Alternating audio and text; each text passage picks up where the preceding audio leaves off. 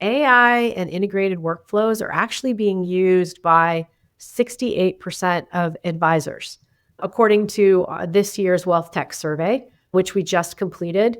In addition to that, 43% of advisors are planning increased AI investments in 2025. So if you're not using AI, you're falling behind.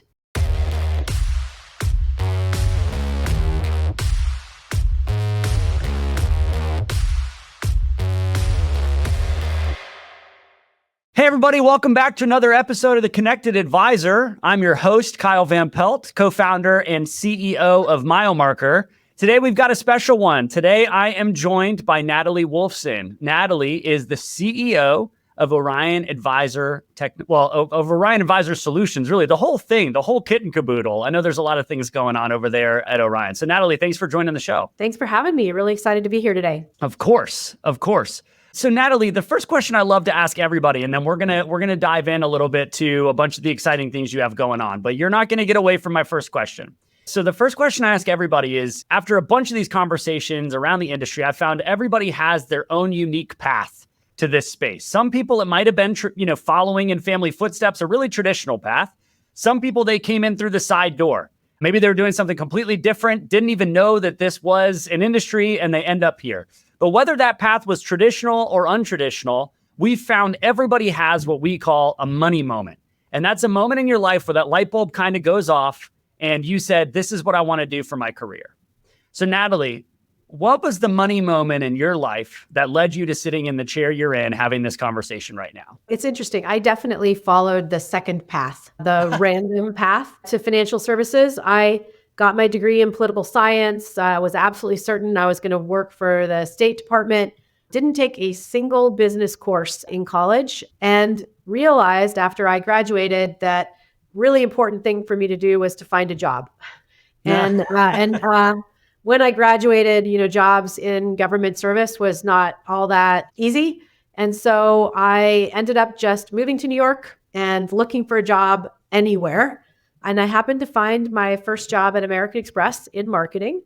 And I really enjoyed American Express, but wasn't incredibly inspired by payments. And so when I moved from New York City back to San Francisco, I had a bunch of career opportunities because the economic environment was very different then.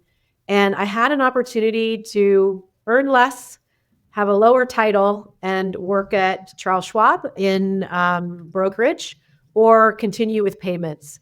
And that's really my money moment, the moment where I realized I was interested in investing and investment and the industry around that. And I wanted to earn a little less and take a different role so that I had the opportunity to learn about it. And I have been off to the races ever since. It's interesting to me. It's important. It's impactful.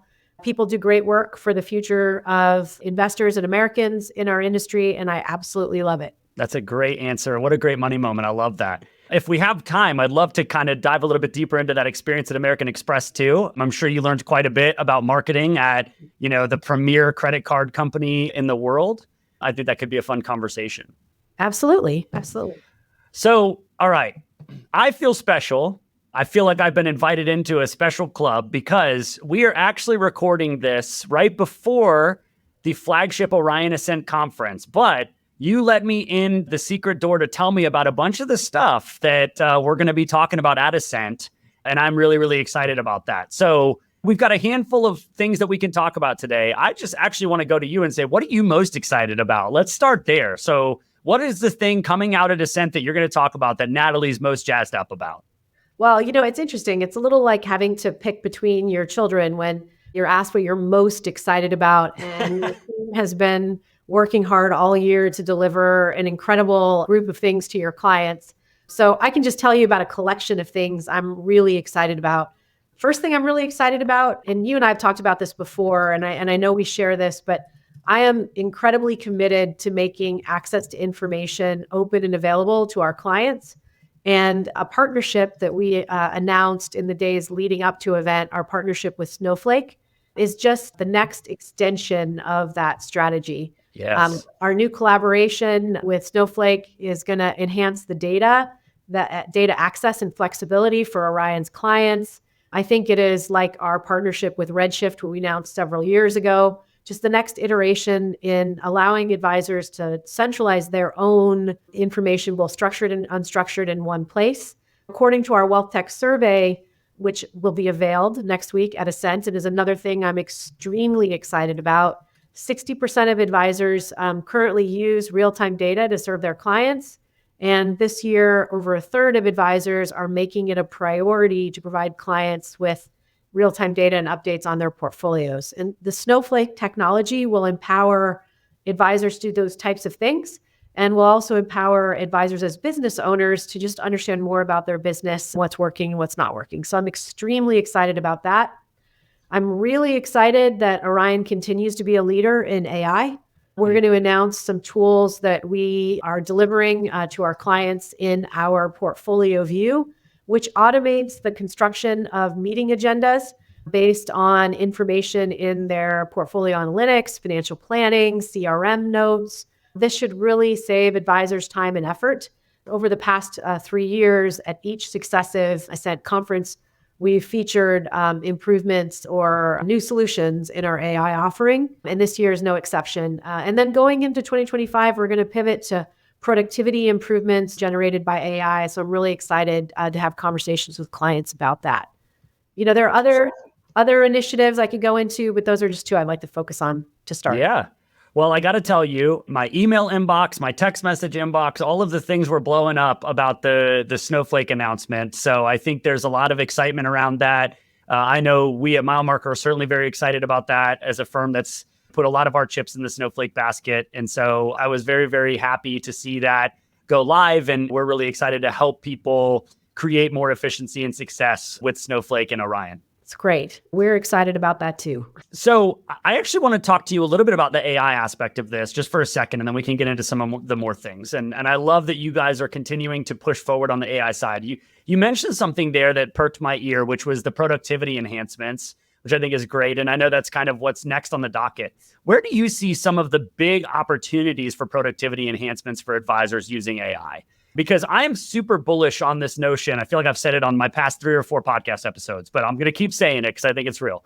That AI is not going to replace advisors. Plenty of people have said that, but I actually am bullish on this concept that the more that AI takes the tedious stuff off of our plates, the more people are going to crave the human connection, the in-person connection, the relational aspect. But we have to kind of bridge this gap of AI making those productivity jumps and enhancements. So for you, what's the low-hanging fruit where AI is really going to help and where the data is going to make a difference?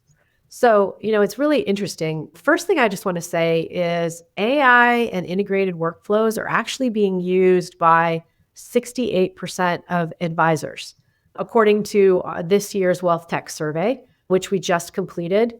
In addition to that, 43% of advisors are planning increased AI investments in 2025.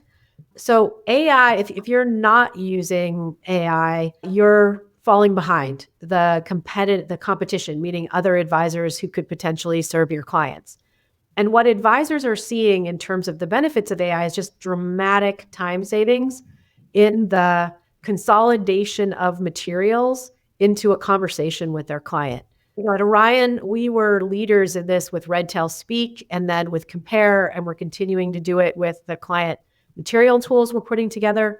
The other area that I think advisors could really benefit from, and also platforms like Orion that serve advisors and the enterprises that serve them, is the incredible amount of detail that is required to cull through to answer client questions or to put together a productive client conversation.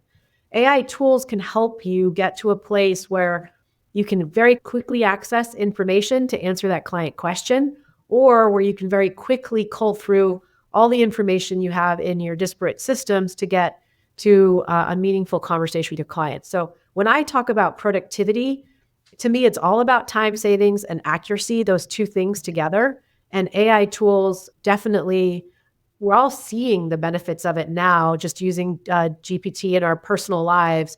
And there's definitely more that Orion is going to do to enhance that in our professional lives. I love it. I love it. And that's talking about the advisor-facing and client-facing stuff that you're doing.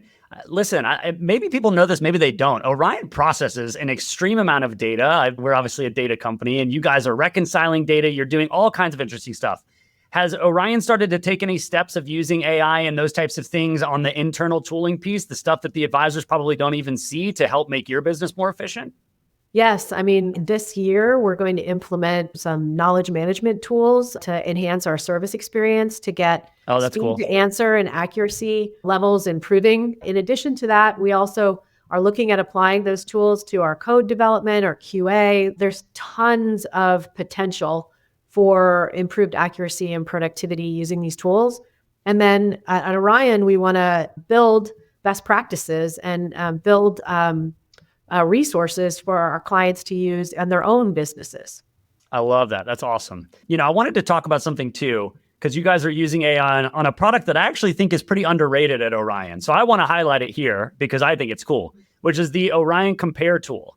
Yes. And I know that's kind of this beautiful marriage of Orion's core technology, behavioral finance. I know Daniel Crosby's been involved in that, friend of the podcast. Shout out Daniel Crosby, as well as some AI and other tooling that you've put on top of that.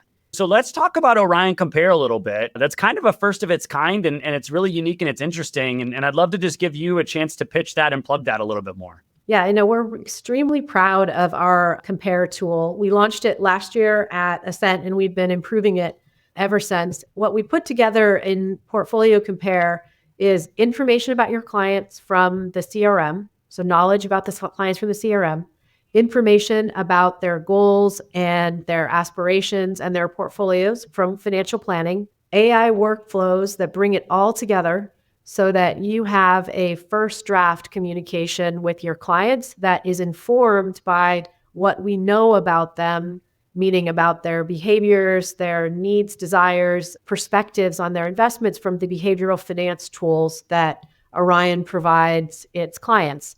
And so bring all of that information together in a set of draft communications or draft messaging for advisors to use in portfolio construction and goal conversations with their clients.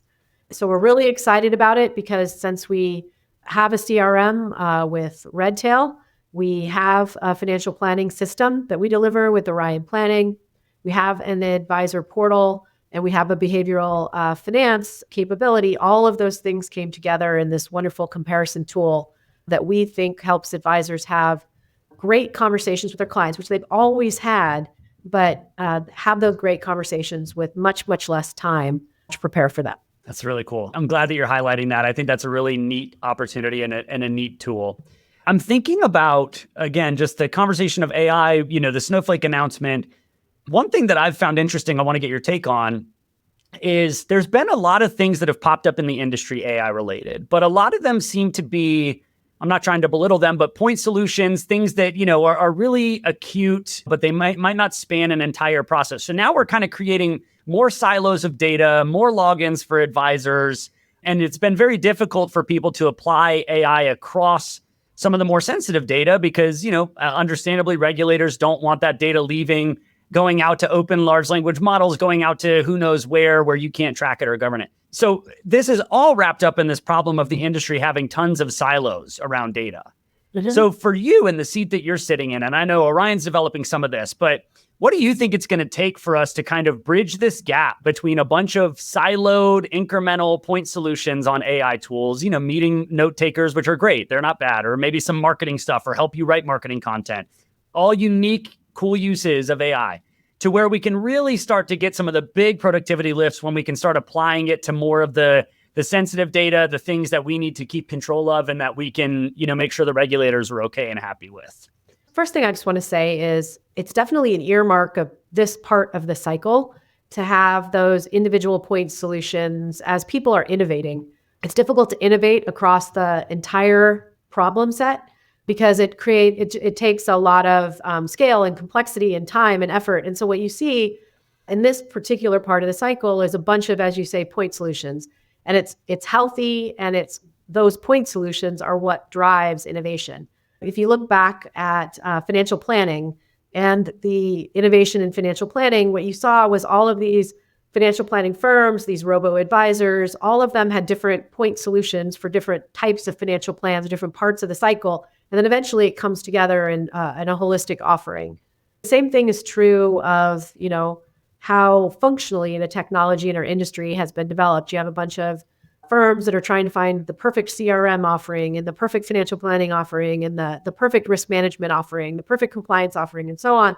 You get all this point innovation, and then it comes together into a winning client experience. And so the winning client experience coming together, I think we're still in the early innings of in our industry, bringing the entire client experience together. Same thing's true of AI. I love all these point solutions because we can all learn from each other. The overall, like exactly what the end game is in any tech. First of all, there's never an end game in any technology. Exactly what that next resting place is for that technology, no one knows right now, but we're learning along the way, which is why experimentation is so important. For Orion, what we think is important is, first of all, making sure that we provide our clients with access to broad groups of data in ways that they can control it, which is why we're we have 100% of our infrastructure is API available, and also why we have partnered with Redshift and now Snowflake. First step is to provide access to the information in a secure way, because the data accuracy and security issues that the regulators have, I mean, everyone in the industry, we're worried and concerned about the same things. And so providing those secure yet broad data resources for clients, to me, is absolutely foundational. And then the second thing is to go back to the advisor experience, to your experience and our colleagues' experience, and to see where AI can either enhance the experience or can save time and effort. And right now, I believe that the biggest opportunities for AI are actually on the productivity side of the equation. So even when you have first draft communications, and even when you're building a tool like Compare, the biggest benefits to advisors is bringing together disparate data, is bringing together a conversation quickly, accurately, without asking them for too much time. And so what I like to do is look at other areas of the advisor business or relationship where a lot of time is being spent, and to see if we can develop these tools to enrich the experience and save that time. So more work to be done, a lot of experimentation work to be done. It's a fun part of the cycle to be working in, but the point solutions, to me, it's just part of the cycle. That's pretty insightful, actually, because I think some people tend to get a little frustrated by them because it's like, well, now we've just got a bigger daisy chain. We've got to try and integrate. And, we're going to talk about integration here a little bit. And I've got more logins. I'm trying to reduce my logins, et cetera. But I kind of like your other side of the take there, which is, well, we don't really know where the there is if we don't let these people create these experiments and go, apply these things to the more acute needs and pain points that people are feeling. That's right. And then our job at Orion is to do both, to continue the experimenting and the point solutions, and then also to very much focus on this uniform client experience. And the uniform client experience, my view, and I know my predecessor Eric's view as well, doesn't necessarily mean all Orion. Like, we need to integrate with other technology providers, with other wealth providers. So we're investing in both. We're investing in the client experience that reduces the login, reduces the tension, reduces the reconciliation or the chair swiveling, and at the same time experiment in these little point areas where we can save you time and effort.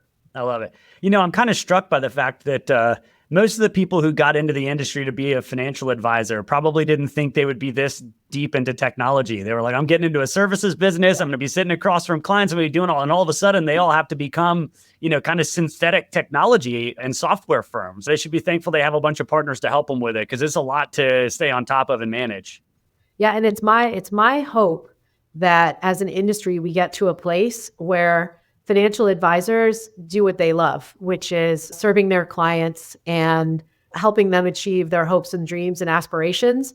And we, as technology providers, wealth providers, service providers to financial advisors and enterprises, we take that on their behalf. I mean, that's really the promise of selecting a partner, that you can rely on that partner to deliver the technology to you that you need to grow your business and to serve your clients, to provide the wealth services to you that you need so that you can focus on financial planning and wealth planning and building your business. And so that is our goal at Orion, that we're a trusted partner and extension of your team.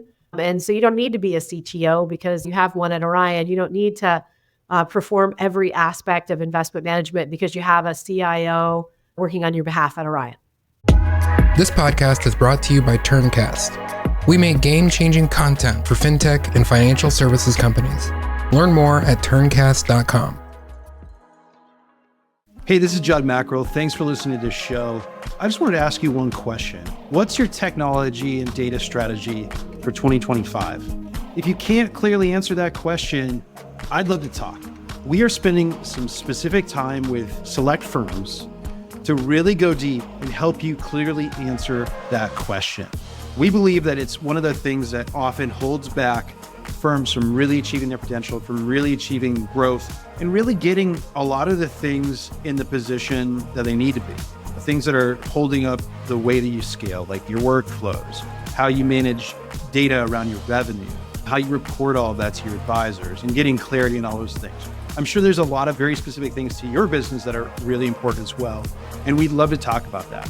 If this is interesting to you, hit me up with an email. My direct email is judd@milemarker.co, and I'd love to hear from you, hear what you're working on, hear what your strategy is, and see if there's an opportunity for us to help you get more clear on that strategy in 2025. Thanks. So I want to talk a little bit more about the survey that you've already mentioned and alluded to a little bit. One of the challenges in there, and we've kind of been talking about integration here because we've got these experimental point solutions, we've got these different things, but one of the challenges is still, fragmented tech experience. Yeah. How do I integrate my tech? And I know you in the past have talked about the 3 steps or the 3 levels of integration, whatever, we can let you specify, but the first step was single sign-ons, not having to log in over and over again. And, I think we kind of eclipsed that in a lot of ways. Second step is functional integration, where you're bringing information from different systems together into one place. And that lets you kind of have a little bit more context in one system to stop some of the swivel chair. But then the third phase that you've said in the past is it's uniform client info across one uniform experience, right? But yet here we are. I mean, I've been doing this for a little over 10 years. And I think for all 10 years I've been doing this, people have been frustrated by the fragmented tech experience, integration, et cetera, et cetera. I mean, how are we going to actually get over the hump on this and get that to stop being something that keeps showing up on these surveys where people keep saying it's siloed, it's fragmented, it's tough, like integration's a really hard problem to solve? Yeah, it definitely is. And first of all, the second stage of integrations is really hard. Functional integrations, where you take activities that are traditionally done in a certain part of the advisor's engagement with technology, and you move those activities to places where they're more effectively implemented. So the functional integration, where you actually move, like as an example, financial planning information into a CRM system, so that as a advisor is engaging with a client, which they typically do in CRM, they see the financial plans, they can engage with the financial plans, they can deliver output from the financial plan directly versus having to pop between different systems is really hard.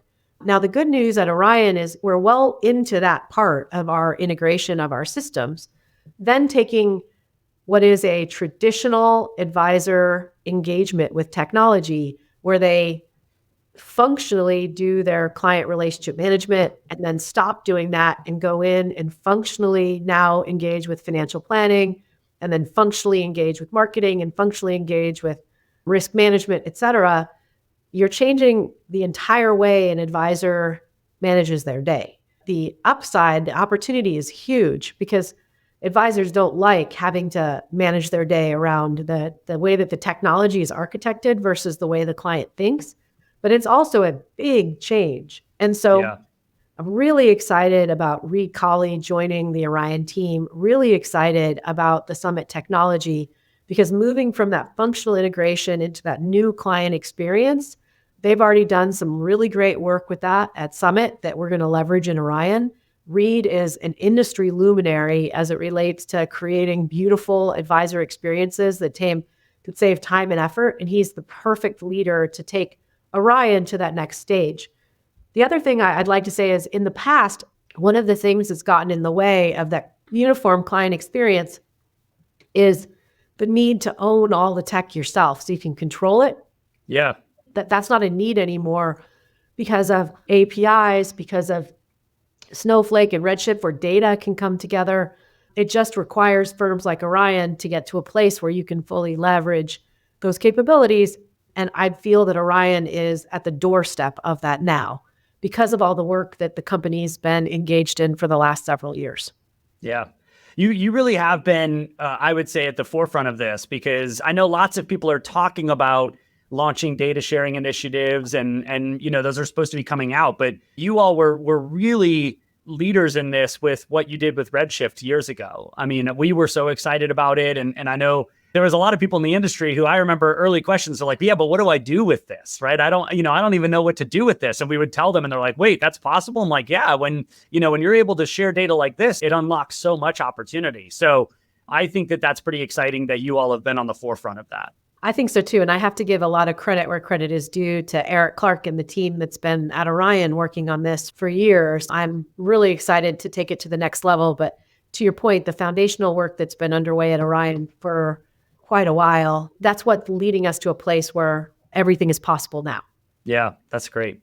Okay, so one thing that stood out to me in the advisor survey, maybe I shouldn't be surprised by this, but I was. It was the number one reason why somebody would switch their advisor. And from the data in the survey, it was because they receive an inheritance or, some sort of large windfall shows up. And you would think that's when you would go to your advisor and say, hey, I need to figure out what to do with this. So what's the story behind that? Why is getting a large windfall? And it looked like, too, from my understanding, the larger the windfall, the more likely they were to change their advisor.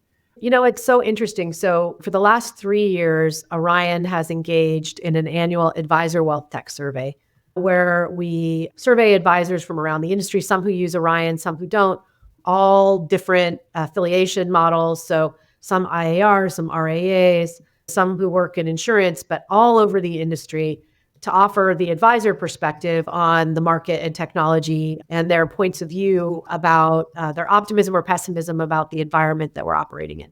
This year, we actually did our first ever investor survey because we wanted to understand investor sentiment as well. And then also, in some instances, see where investors and advisors might agree or disagree. And the most interesting finding from that first investor survey is exactly what you just said. Investors are generally very satisfied with their advisors. In fact, over 90% are either satisfied or very satisfied. However, when you double click into that and you ask them if there's a reason that they might leave their advisors, what popped was inheriting money. Specifically, 1 in 5 investors would, or nearly 1 in 5 investors would leave their advisor if they inherited $5,000 to $1 million, and nearly 25% would leave their advisors if they inherited $1 million. And it looks like peeling back the envelope on that, the investors feel that way because they want to make sure that they have an expert at that new wealth level. And so what that says to me is we need to do more work with the advisor to help them understand, help investors understand the comprehensive nature of financial advice. At a certain wealth tier, you might only receive, certain services because they're what's appropriate for you. You know this.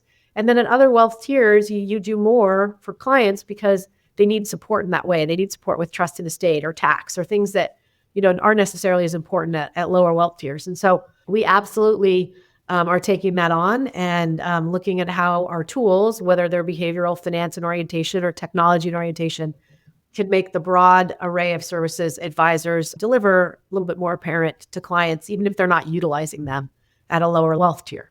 All right. So how much of that is because I'm trying to think about just the human nature of investors, right? Of sort of thinking like, oh, there's something behind a secret door out there for more sophisticated investors that once you get to a certain tier, then they start to tell you about all of these really fancy things, which it's funny because the more that I learn this, the more I learn how not true that is. Like, yes, of course, there's certain alternative investments or whatever, but the more I learn about people worth 9 figures and 10 figures who have insane amounts of money in SPY or, like in the index or, things like that, it's very interesting. But how much of that is because we have not done a good enough job of making people realize like there is no secret club, there's no secret door. You're not going to get access to things that you don't have access to today.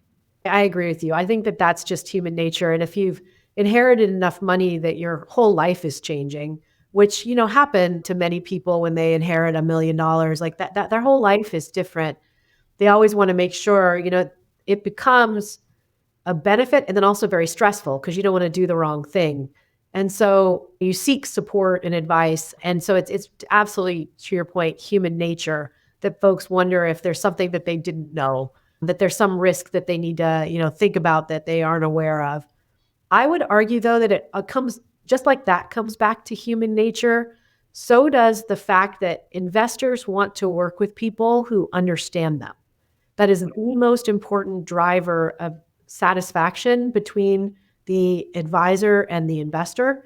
And it's what, if you ask investors they want from their advice relationship, comes up as the first attribute by quite a wide margin is I want my advisor to understand me. And advisors control that. They control that they understand that the client's gotten the inheritance, that there's a plan for the inheritance before the inheritance happened, that they listen to the investor's fears and dreams, like all the things that great advisors do every day help mitigate this risk. And so I just would say, remember that it all comes down to that, trusted relationship where the investor knows that you know them and you're working with them. So this has all been really insightful, and I've really appreciated a lot of that. I kind of want to come full circle back to the front. I said I would. I want to learn a little bit more about your experience in marketing at American Express. And feel free to correct me if I'm wrong when it comes to this, but I think Orion has an incredibly established brand in our industry. I know there's still plenty of room to grow, but what a great brand that you already have. You're not one of these new point solutions that's trying to tell the world about who you are. And I think there's a lot of parallels to American Express, right? Everybody knows who American Express is. They're this great credit card company. They're fighting over fractions for market share and those types of things. So I think it's hard sometimes for people to get their head around, well, what does marketing look like at a company when the world knows who you are already, right? And I know there's brand reinforcement. There's a lot of this other stuff. But what did you learn at American Express that you're applying today? And then was there anything interesting or that you want to share around that experience? Yeah, I mean, absolutely. So first of all, I've been really lucky to work at American Express. I also worked at Charles Schwab and Company, both companies that have incredibly well-known and well-managed brands. I also actually started my marketing career as an intern at Caesars World in the casino industry, another company that has a great brand and really at the time, going way back, incredibly innovative as it relates to marketing. And so a few things that I think are really important and, important for everyone who's looking to build a brand, maintain a brand, and manage a brand. The first thing is that every interaction matters. If you think about American Express or Caesars World or Schwab, the minute you step foot in that property, or the minute somebody answers the phone, or you engage with them in the app or online, every moment of that interaction is highly managed. And so great marketing and great brand marketing is the combination of a meticulous set of research and steps to create that brand experience. Second thing I'll just say is those brands are protected. So they're only used in specific ways. They stand for specific things. Words are always used in the same order. So if you really want a brand to resonate, like an Apple brand where you see that open apple and you know exactly what it is. You see black and white, even without the open apple with the font, you know exactly what it is. It's because the brand is deeply protected. It's not experimented with. And then the last thing I'll just say is it's not just about the text or the visualization. It's also about the purpose of the company. One of the things that makes, American Express so special is they have a real travel-oriented, world-oriented aspect to that brand. It's not just about the charge card like a Visa. Like a Visa is a very, very well-known brand, very protected brand. The experience you have when using that card is quite different. As I look at Orion's brand, we're clearly not at that stage of, the American Express or Apple or Caesar World stage of our branding. What we try and do is we want our brand to stand for something. So we have a mission, and that mission is we're creating a wealth tech community where advisors and investors can thrive. Everything we do is related to that mission. Everything we say, every interaction we have, we're trying to be leaders in our industry, and we're trying to be advocates for advisors and investors. In addition, you have a common strategy so that your clients and folks that are thinking about becoming your clients know how you're making their lives better and investing on their behalf. And then we have a set of values and a culture that supports those things to protect the brand and what Orion stands for. The last thing I'll just say about Orion specifically is because we're a collection of acquired companies, we have sub-brands like Redtail, our CRM brand, as an example, Brinker, which is one of our wealth management brands.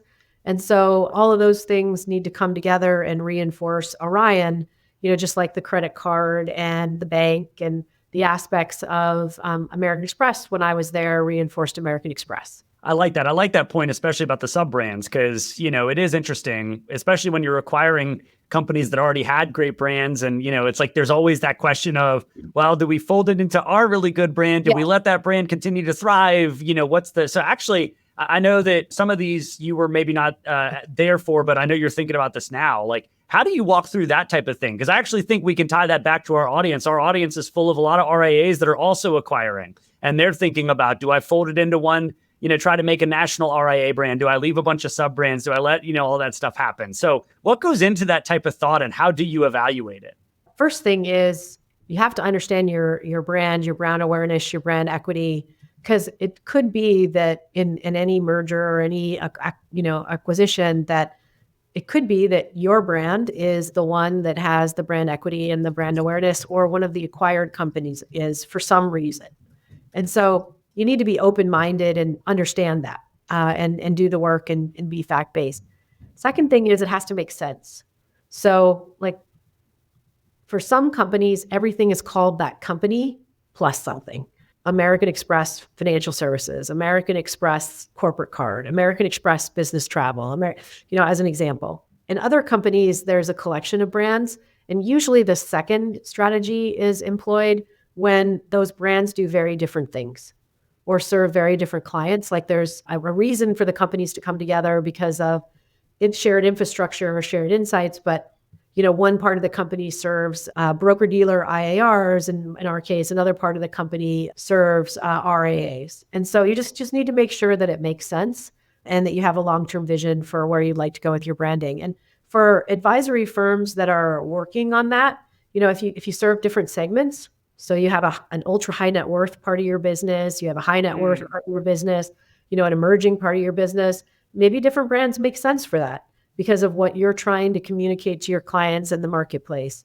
It doesn't always have to be the same brand. It's easier. It's certainly easier if it is. There's a lot of scale in that. There's a lot of brand equity in that, but it's not always the answer.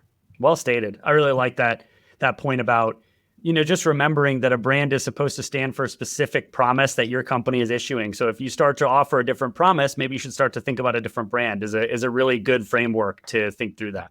Or you should start thinking about whether your promise needs to change too, Yeah, good question. All right. So we're going to move into a segment of the show that I really like. And I feel like a lot of this conversation has been pretty future looking. So maybe you can approach it a different way. But I'm going to ask you to get out your crystal ball. I know one of the jobs of a CEO and that seat is to look around corners a little bit, to look into the future and kind of think, what do we need to be positioning ourselves for and how should we be doing that? So what are some of the trends that you're looking at or some of the things that you think are coming around the corner here pretty soon that you're trying to best position for? I know we've talked about AI and productivity gains a decent bit. We can talk more about that if you want, or you can take a different approach or angle if you'd like. First of all, AI and productivity gains are absolutely something we should all be thinking about. I think about it as taking it up to the next level. And so there's a quality of work and a throughput or productivity of work that's possible, that has been possible given the tools of the past. Well, now we have a whole new set of tools, which is going to enrich our ability, enrich our conversations with clients and add to our ability, our productivity. And so you mentioned this at the beginning of the call, and I think you're exactly right. It's going to make us so much better as an industry just because we'll have the capabilities to do more than we ever could in the past. And so definitely encourage our advisors to be thinking about that and selecting partners who can help them get there. And then at Orion, what I'm thinking about is how we can be that partner, how we set ourselves apart and can be that partner. Second trend that I'm really focused on right now is this idea of advisors knowing they need to use technology, but only 47% or so are actually happy with the technology that they use. And what that says to me is we're not doing a good enough job integrating it and creating the right client experience. And so if I were to look, a year out, 2 years out, I hope folks are talking about Orion having this incredible, transformative client experience where tools and resources are available to them that make them more effective than they've ever been before. So those are just two trends on the tech side. In wealth, I'm very, very focused on customization and specifically the need for portfolio customization. Personalization is a mega trend.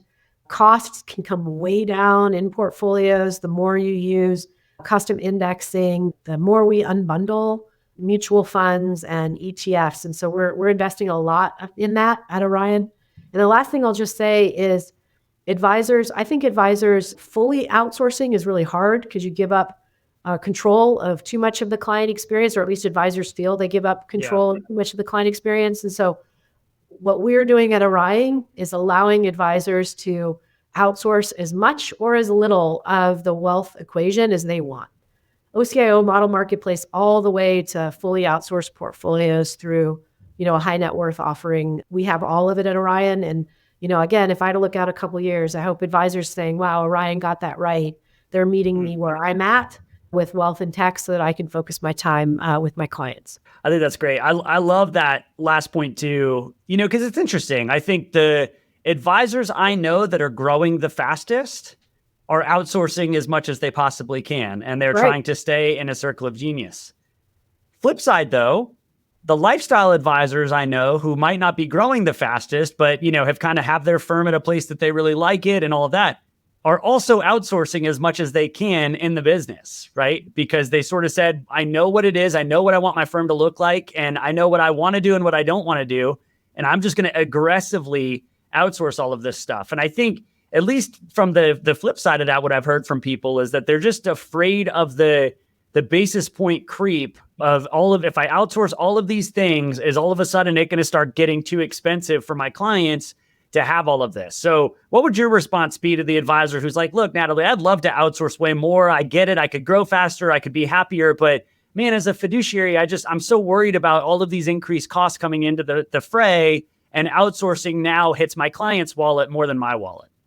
It's so interesting. And I love it when advisors have that conversation with me because we all care about the investors. So it's all at the center of that conversation is a worry about the investor experience and the investor outcomes. And so I would say two things to that. The first is when you outsource, it doesn't mean that you offload. It means that you refocus. And so you outsource the activities that either you don't want to do, you're not good at, or not high value add, but are very time consuming. You outsource those activities so that you can then redeploy and spend your time doing the things that are high value add. So that the value proposition or the quality equation goes up because you're using your mind share and your team and your talent in an optimal way. And so if costs go up, and sometimes they do and other times they don't, but if costs go up, there's a corresponding value that's delivered that's far in excess of those incremental costs. And that's the reason that advisors who outsource grow so much faster. They grow so much faster because they're more productive, because they're outsourcing those activities to experts. And they grow much faster because the service they're delivering to their clients is so much improved. And it's not improved because the advisor was doing anything wrong before the outsourcing. It's improved because the advisors are then able to spend their time on what's most important to the investor. That's a great answer. I'm going to share this clip now with a couple of people when they, when they ask them. I'm going to clip this and be like, this is why you should do it. Because I'm just a huge believer. I think going back to what I said, again, I think AI is going to make us more productive, but I think humans are going to crave that human to human interaction. And advisors have to get elite at sitting across the table from somebody, understanding their hopes and dreams, meeting them, coaching them, all of that type of stuff. They should be better at that than anybody else in the world. And they should not care about portfolio construction or those types of things, because I just think that has been squeezed into the hands of people who are really, really, really, really good at it. And you can leverage it, along with all of the other things. So I think that's awesome. It's interesting. We were talking about the investor survey earlier in our conversation. And in that investor survey, the second most interesting data point for me is we asked investors how they want to interact with their client, how they want to interact with their advisors. We asked advisors the same thing. And advisors said that investors want them to send email-based communications, to deliver information, in a digital format. That was how their investors wanted to interact with them. Investors correspondingly said they want in-person meetings and they want to get to know their advisor. And so I think both are right. I think investors want both. They want the real-time assurance that their portfolios are doing okay and that the advisor's taking care of them. But they also crave this in-person, deep connection. And, the most successful advisors are going to make time to do that, and they're going to win in the marketplace. I love it. All right, Natalie, this has been super insightful and fun. We are going to move into the final segment of the show. It's what we call the Milemarker Minute. It's a series of lightning round questions, a little more lighthearted, a little more fun. The goal is to get all of them answered in 60 seconds or less, although I'm not going to hold you to it if we go a little bit over, but that's the goal. Punchy, fun, lightning round questions. So are you ready for the Milemarker Minute? I am ready. All right. If you could travel anywhere in the world you've never traveled to before, where would you go? Turkey. Turkey. Oh, there we go. A nice, unique, interesting answer. I love it. Are you a mountains person or a beach person? Mountains. Mountains. Yeah. If you were stranded on a desert island for a while, what's your desert island for food? The one food that you have to eat every day and that's all you get to eat? Pizza. Pizza. Oh, great choice. I love it. What is the best book you have read or listened to in the past year? The Demon of Unrest by Eric Larson. I love it. We'll put that in the show notes. Okay, awesome. All right, Natalie, you're the CEO of a big, fast-growing, demanding company. What do you do for fun outside of work when you're not spending your time on this? I absolutely hike and listen to live music and spend time with my kids. Best venue for live music? Oh, man. Madison Square Garden. Oh, great answer. I like that. That's fun. Okay, and then here's my last question for you. We are in an alternate universe, and Natalie Wolfsen is no longer doing a career in financial services. You are not the CEO of Orion. What career does Natalie Wolfsen have in this alternate universe? I am a park ranger. All right. That's awesome. Hanging out with Smokey the Bear? Yeah, I'm a park ranger. I'm fixing trails in Yosemite. I'm outside, just enjoying the mountains. I love it. Awesome. Well, Natalie, you made it through the Milemarker Minute. Great job. I love the conversation. Congratulations on all of the announcements that you're going to make at Ascent, and that, I'm excited to be there in person. I'm excited to be a part of it. And thank you so much for joining the show. Thanks for having me. It was really nice to be here.